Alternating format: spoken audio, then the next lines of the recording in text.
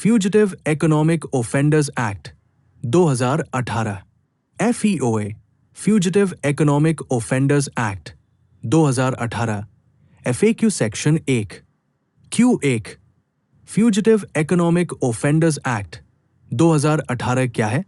अंश FEOA 2018 एक भारतीय कानून है जो ऐसे आर्थिक अपराधियों इकोनॉमिक ऑफेंडर्स पर कार्रवाई के लिए बनाया गया है जो 100 रुपए करोड़ या उससे अधिक के आर्थिक अपराध करके देश छोड़कर फरार हो जाते हैं और भारत की अदालतों में पेश नहीं होते। Q2 FEOA लागू करने का मुख्य उद्देश्य क्या है? अंश इस एक्ट का उद्देश्य है बड़े आर्थिक अपराधियों को भारत लौटने के लिए मजबूर करना, उनकी संपत्तियों एसेट्स को जब्त कॉन्फिस्केट करना, कानून की प्रक्रिया से बचने वालों को कड़ा संदेश देना। Q3 fugitive economic offender FEO किसे कहते हैं? अंश ऐसा व्यक्ति जो 100 रुपए करोड़ या उससे अधिक का आर्थिक अपराध कर चुका हो और भारत से बाहर भाग गया हो और अदालत की कार्यवाही से बच रहा हो, उसे फ्यूजिटिव इकोनॉमिक ऑफेंडर FEO कहा जाता है। Q4 FEOA के अंतर्गत कौन कौन से अपराध आते हैं? अंश इस एक्ट में वे अपराध शामिल हैं जो स्केड्यूल में दिए गए हैं, जैसे बैंक धोखाधड़ी, bank fraud, money laundering, customs, company और टैक्स से जुड़े गंभीर आर्थिक अपराध। Q5 FEOA के तहत न्यूनतम अपराध राशि कितनी होनी चाहिए? अंश FEOA तभी लागू होता है जब अपराध की राशि 100 रुपए करोड़ या उससे अधिक हो। Q6 FEOA 2018 किस पर लागू नहीं होता? अंश ये एक्ट 100 रुपए करोड़ से कम के मामलों पर लागू नहीं होता, छोटे आर्थिक अपराधियों पर लागू नहीं होता, सामान्य आपराधिक मामलों पर लागू नहीं होता। Q7 इस एक्ट के अंतर्गत किस कोर्ट को अधिकार जुरिस्डिक्शन है? अंश FEOA के मामलों की सुनवाई स्पेशल कोर्ट PMLA कोर्ट द्वारा की जाती है। Q8 क्या FEOA का संबंध PMLA से है? अंश हाँ। FEOA की कार्यवाही अक्सर PMLA prevention of money laundering act 2002 के तहत गठित स्पेशल कोर्ट्स में होती है। Q9 क्या FEOA केवल भारतीय नागरिकों पर लागू होता है? अंश नहीं, ये एक्ट भारतीय और विदेशी नागरिकों दोनों पर लागू हो सकता है यदि अपराध भारत के कानून के अंतर्गत किया गया हो। Q10 FEOA कब लागू हुआ? अंश फ्यूजिटिव इकोनॉमिक ऑफेंडर्स एक्ट 2018 21 अप्रैल 2018 से लागू हुआ। FEOA FAQ section 2 Q1 FEOA के अंतर्गत आवेदन एप्लीकेशन कौन दाखिल करता है? अंश FEOA के तहत आवेदन डायरेक्टर या deputy director enforcement directorate ED द्वारा दाखिल किया जाता है। Q2 आवेदन किस कोर्ट में दाखिल किया जाता है? अंश आवेदन स्पेशल कोर्ट जो PMLA 2002 के अंतर्गत गठित होती है में दाखिल किया जाता है। Q3 FEO घोषित करने की प्रक्रिया कब शुरू होती है? अंश जब किसी व्यक्ति के खिलाफ स्केड्यूल्ड इकोनॉमिक ऑफेंस हो, राशि 100 रुपए करोड़ या उससे अधिक हो और वो व्यक्ति भारत छोड़कर फरार हो जाए, तब एजुकेशन स्पेशल कोर्ट में आवेदन करती है। Q4 स्पेशल कोर्ट आवेदन मिलने के बाद क्या करती है? अंश स्पेशल कोर्ट आवेदन की जांच करती है, संबंधित व्यक्ति को नोटिस जारी करती है, सुनवाई हियरिंग का अवसर देती है। Q5 नोटिस में क्या क्या लिखा होता है? अंश नोटिस में आरोपी को निर्धारित तिथि पर कोर्ट में उपस्थित होने का निर्देश, ये चेतावनी की उपस्थित न होने पर उसे फ्यूजिटिव इकोनॉमिक ऑफेंडर घोषित किया जा सकता है।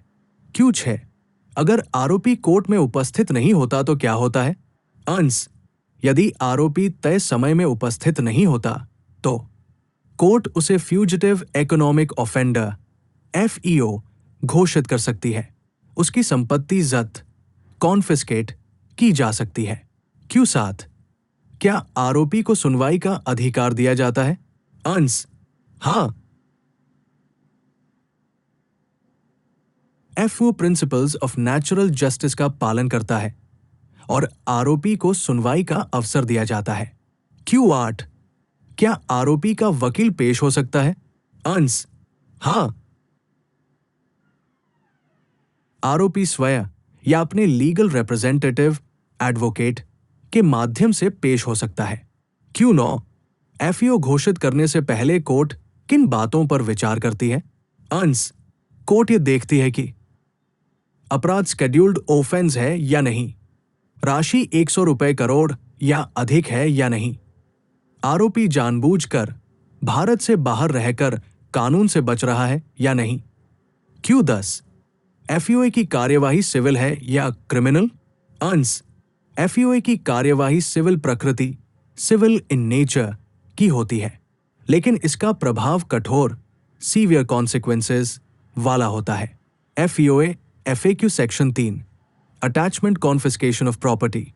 Q1 FEO के तहत अटैचमेंट ऑफ प्रॉपर्टी का क्या अर्थ है? अंश अटैचमेंट का मतलब है आरोपी की संपत्ति पर अस्थायी रोक फ्रीज लगाना ताकि वह संपत्ति बेची, ट्रांसफर या छिपाई न जा सके। Q2 अटैचमेंट का आदेश कौन जारी करता है? अंश अटैचमेंट का आदेश स्पेशल कोर्ट द्वारा एनफोर्समेंट डायरेक्टोरेट के आवेदन पर जारी किया जाता है। Q3 कौन कौन सी संपत्ति अटैच की जा सकती है? अंश स्पेशल कोर्ट निम्न संपत्तियां अटैच कर सकती है। अपराध से प्राप्त संपत्ति प्रोसीड्स ऑफ क्राइम, भारत में स्थित संपत्ति, भारत के बाहर स्थित संपत्ति, बेनामी या किसी और के नाम पर रखी संपत्ति। Q4 क्या केवल अपराध से जुड़ी संपत्ति ही जब्त होती है? अंश नहीं। FEOA के तहत अपराध से जुड़ी संपत्ति और अन्य संपत्तियां अदर प्रॉपर्टीज भी कॉन्फिस्केट की जा सकती है। यही FEOA को बहुत कठोर कानून बनाता है। Q5 कॉन्फिस्केशन और अटैचमेंट में क्या अंतर है? अंश अटैचमेंट कॉन्फिस्केशन अस्थायी रोक, स्थायी जब्ती, केस लंबित रहते FEO घोषित होने के बाद संपत्ति सरकार के पास नहीं जाती, संपत्ति सरकार में निहित हो जाती है।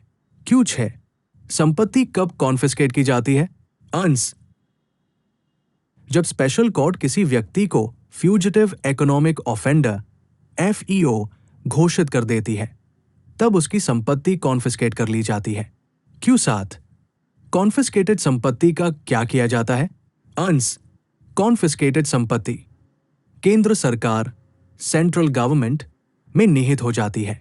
बाद में नियमों के अनुसार उसका निपटान डिस्पोजल किया जाता है। Q8 क्या तीसरे व्यक्ति थर्ड पार्टी के अधिकार सुरक्षित है? अंश हाँ। यदि कोई व्यक्ति ये साबित कर दे कि उसने संपत्ति बिना जानकारी बोनाफाइड खरीदी है और वो अपराध से जुड़ी नहीं है, तो कोर्ट उसे राहत रिलीफ दे सकती है। Q9 क्या आरोपी FEO घोषित होने के बाद भारत की किसी अदालत में दावा कर सकता है? अंश नहीं। FEO घोषित व्यक्ति भारत की किसी भी अदालत या ट्रिब्यूनल में कोई सिविल दावा या बचाव सिविल क्लेम डिफेंस नहीं कर सकता जब तक वो भारत आकर कोर्ट में पेश न हो। Q10 FEOA की संपत्ति जब्ती व्यवस्था क्यों खास है? अंश क्योंकि ये डिटरेंट लॉ है।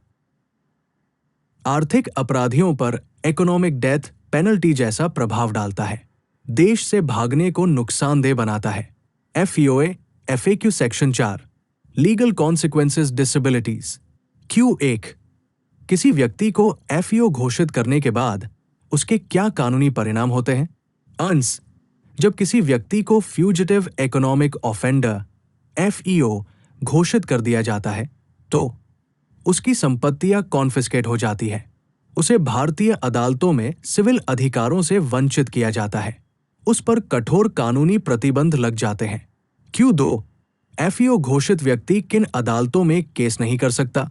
अंश एफईओ घोषित व्यक्ति भारत की किसी भी civil court, tribunal, authority,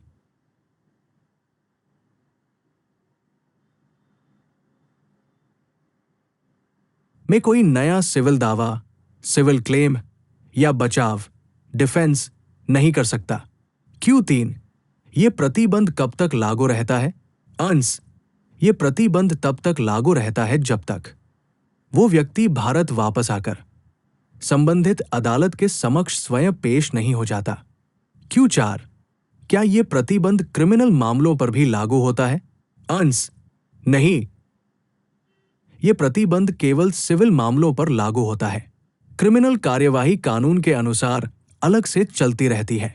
Q5 company या LLP के अधिकारों पर इसका क्या प्रभाव पड़ता है? अंश यदि एफईओ किसी कंपनी बटा LLP बटा फर्म का प्रमोटर, डायरेक्टर या कंट्रोलिंग पर्सन है, तो उस संस्था के सिविल दावे भी प्रभावित हो सकते हैं। कोर्ट आवश्यक होने पर संस्था के दावों पर भी रोक लगा सकती है। Q6 क्या एफईओ घोषित होने से पासपोर्ट, वीजा या यात्रा पर असर पड़ता है? अंश हाँ, अप्रत्यक्ष रूप से पासपोर्ट रद्द बटा जब्त हो सकता है। प्रत्यर्पण, एक्स्ट्राडिशन की प्रक्रिया तेज हो सकती है। अंतर्राष्ट्रीय स्तर पर व्यक्ति की कानूनी स्थिति कमजोर हो जाती है। Q7 क्या एफईओ घोषित व्यक्ति भारत में व्यापार कर सकता है?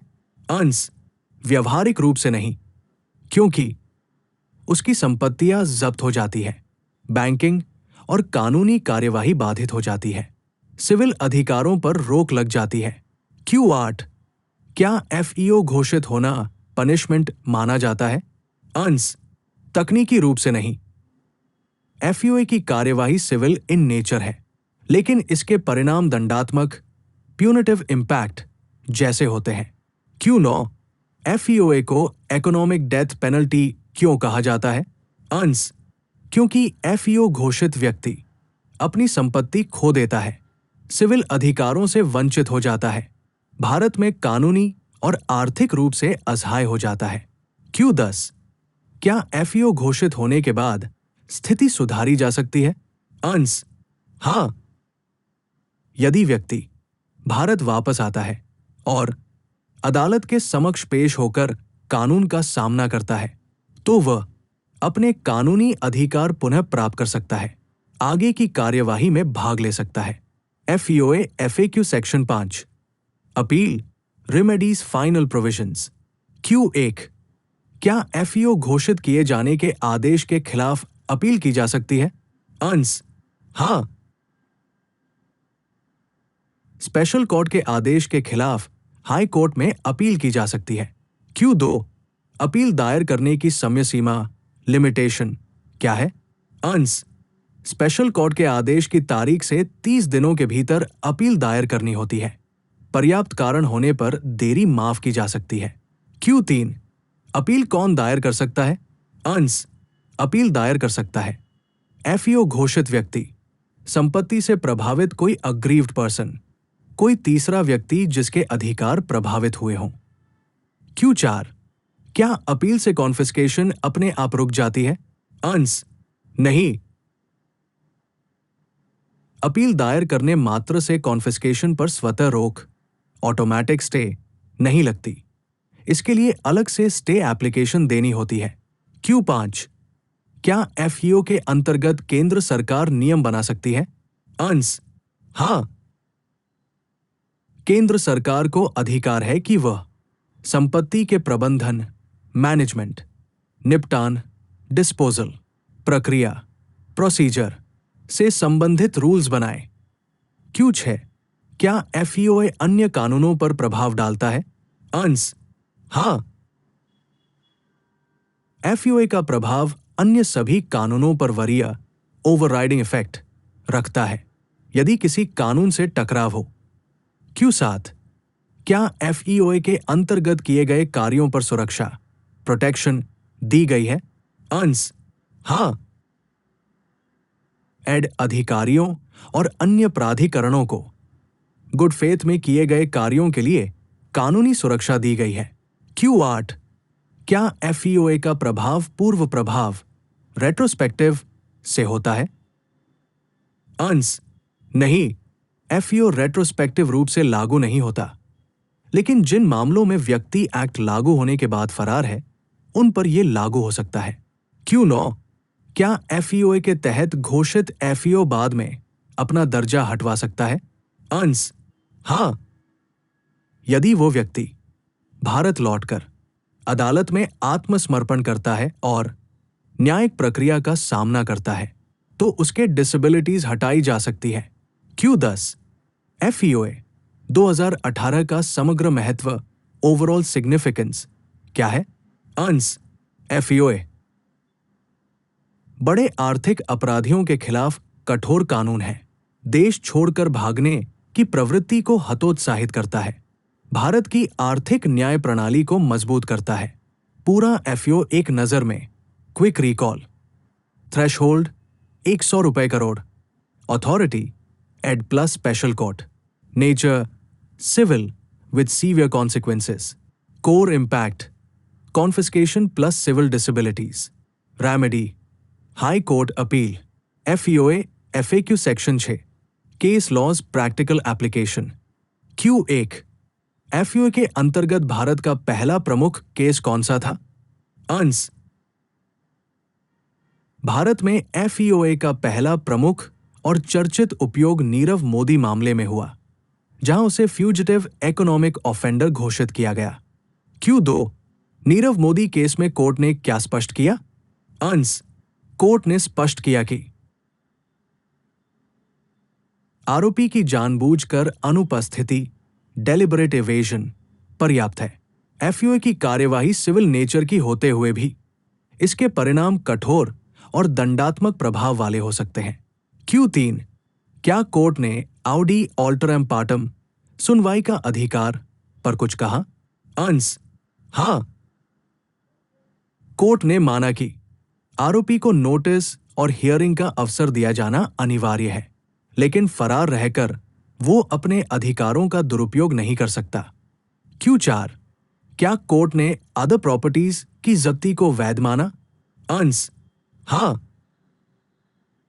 कोर्ट ने कहा कि FEOA के तहत केवल प्रोसीड्स ऑफ क्राइम ही नहीं, बल्कि अन्य संपत्तियां लीगली एक्वायर्ड प्रॉपर्टीज भी कॉन्फिस्केट की जा सकती है ताकि कानून का उद्देश्य पूरा हो।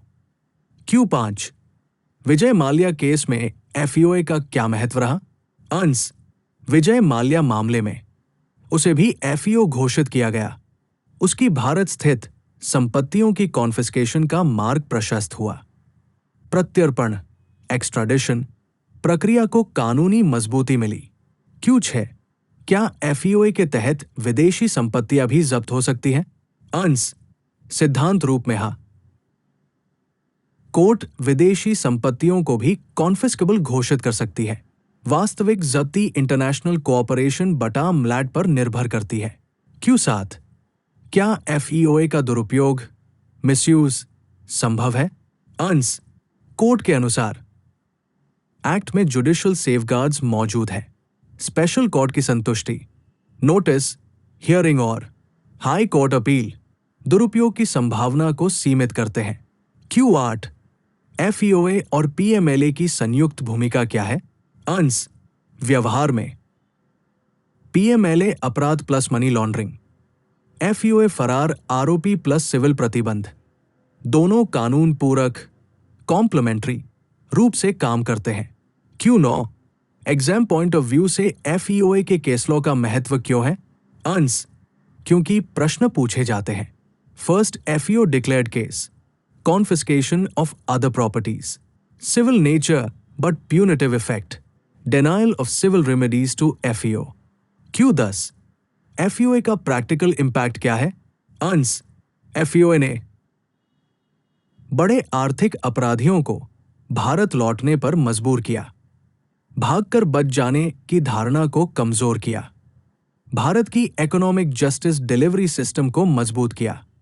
One liner case law takeaways, quick revision, FUS civil process plus severe consequences, other properties confiscation constitutionally valid, hearing required but absconding shield, appeal lies only to high court, FEOA section 11, power of central government to make rules.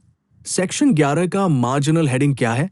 अंस, power of central government to make rules.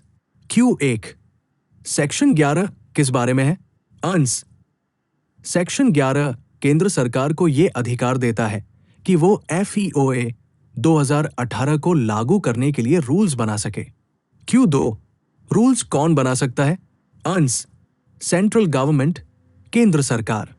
Q3, rules किस उद्देश्य से बनाए जाते हैं?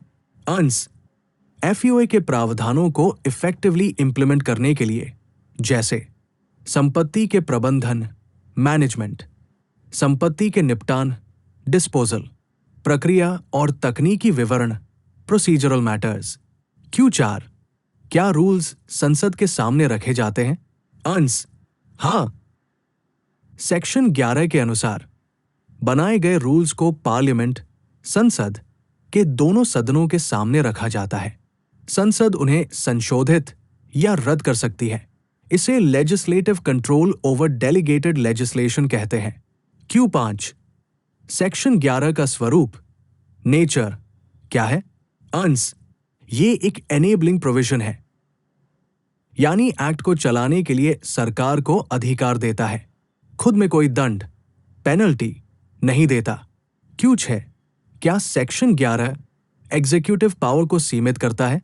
अंस, हाँ, अप्रत्यक्ष रूप से, क्योंकि रूल्स संसद के नियंत्रण में होते हैं। मनमाने ढंग से रूल्स नहीं बनाए जा सकते। Q7, exam point of view से सेक्शन 11 क्यों महत्वपूर्ण है?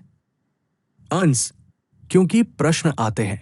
Who has the power to make rules under FEOA? Whether rules are subject to parliamentary control? Section dealing with delegated legislation in FEOA. Q8, section 11 को एक line में कैसे लिखें? One liner. अंस, section 11 empowers the central government to make rules for carrying out the provisions of the Fugitive Economic Offenders Act 2018 subject to parliamentary control. Quick revision, section 11, power given to central government, purpose implementation of FEOA, nature delegated legislation, control parliamentary oversight, FEOA section 12, power to remove difficulties. Section 12 का marginal heading क्या है? Ans, power to remove difficulties. Q1, section 12 का मुख्य उद्देश्य क्या है? अंस, section 12 का उद्देश्य है कि एक्ट को लागू करते समय अगर कोई प्रैक्टिकल डिफिकल्टी आए तो उसे केंद्र सरकार आदेश, ऑर्डर के माध्यम से दूर कर सके।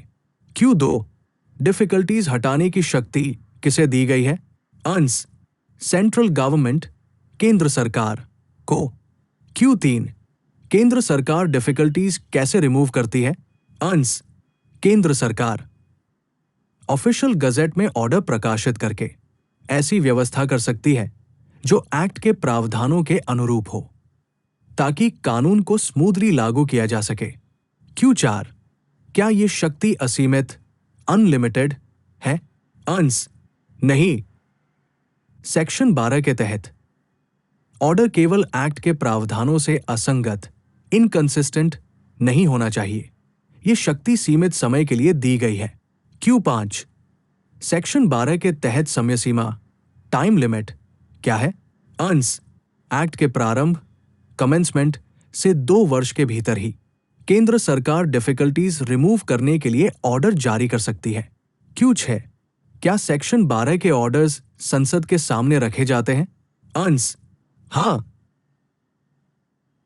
जारी किया गया ऑर्डर पार्लियामेंट के दोनों सदनों के सामने रखा जाता है। यह पार्लियामेंट्री कंट्रोल सुनिश्चित करता है।